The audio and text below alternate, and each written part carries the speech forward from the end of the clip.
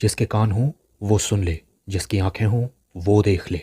हम उन लोगों के लिए विशेष धन्यवाद देना चाहते हैं जो हमें SBI पे, गूगल पे और पेपलिंक के द्वारा हमारी सेवकाई में बोते हैं। डिस्क्रिप्शन बॉक्स में दिए हुए लिंक से आप भी बो सकते हैं।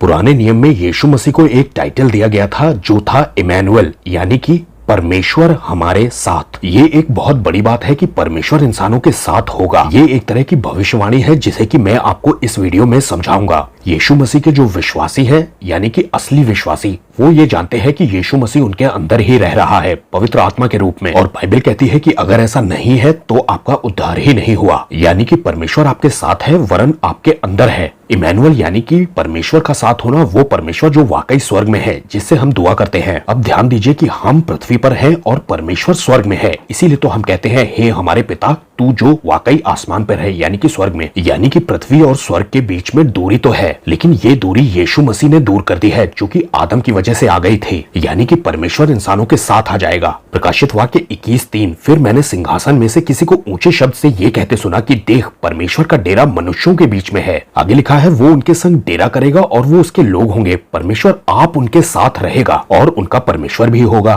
क्या आप देख पा रहे हैं कि एक दिन परमेश्वर वाकई में इंसानों के साथ रहना शुरू कर देगा। लिखा है, परमेश्वर का डेरा मनुष्यों के बीच में है। बहुत सारे विश्वासी इस बारे में कभी भी कुछ सोचते ही नहीं है। उन्हें लगता है कि एक दिन वो मरेंगे और स्वर्ग में जाकर रहने लग जाएंगे, लेकिन ये भी टेम्परेरी हिस्सा है प्लान का। असली प्लान ये नहीं है कि आप मर के स्वर्ग में जाकर रहने लग जाएंगे। असली प्लान ये नहीं है कि आप परमेश्वर के पास जाकर के रहने लग जाएंगे। असली प्लान ये है कि परमेश्वर आपके साथ मूव इन होने वाला है। लेकिन ये भी बता दूं कि वो हमारी ये पृथ्वी नहीं होगी जिस पर हम आज रहते हैं। इसी के जस्ट 2 आयतों के ऊपर पढ़िए, यानी कि पहली आयत से, फिर मैंने नए आकाश और नई पृथ्वी को देखा। पहला आसमान और पहली पृथ्वी जाती रही और समुद्र भी ना रहा। परमेश्वर एक नई सृष्टि करने वाले हैं और उसमें नया आकाश और नई पृथ्वी होगी। और समुद्र भी ना रहा का मतलब ये है कि समुद्र की वजह से ही आज हम इंसान एक दूसरे से बटे हुए हैं, अलग अलग देशों में रह रहे हैं। वैसा वहां नहीं होगा। 22वीं आयत में लिखा है, और मैंने उसमें कोई मंदिर नहीं देखा, क्योंकि सर्वशक्तिमान प्रभु परमेश्वर और उसका मेमना ही उसका मंदिर है। और उस नगर में सूर्य चांद उजाले का प्रयोजन नहीं रहा, क्योंकि परमेश्वर के तेज से उसमें उजाला हो रहा है और उसका मेमना उसका दीपक है। परमेश्वर अपने नए यरूशलेम को, यानी कि अपने कैपिटल सिटी को, उस नई पृथ्वी नए आकाश में लेकर के आएंगे और वो इंसानों के साथ रहने वाले हैं। आज हेवन और अर्थ के बीच में दूरी मानी जाती है, लेकिन एक दिन ये दूरी मिटने वाली है और ये सब होने वाला है यीशु मसीह की वजह से। हे हमारे पिता वाली दुआ में क्या आपने ये बात ध्यान दी है कि हम परमेश्वर से कहते हैं कि परमेश्वर आपका राज्य आए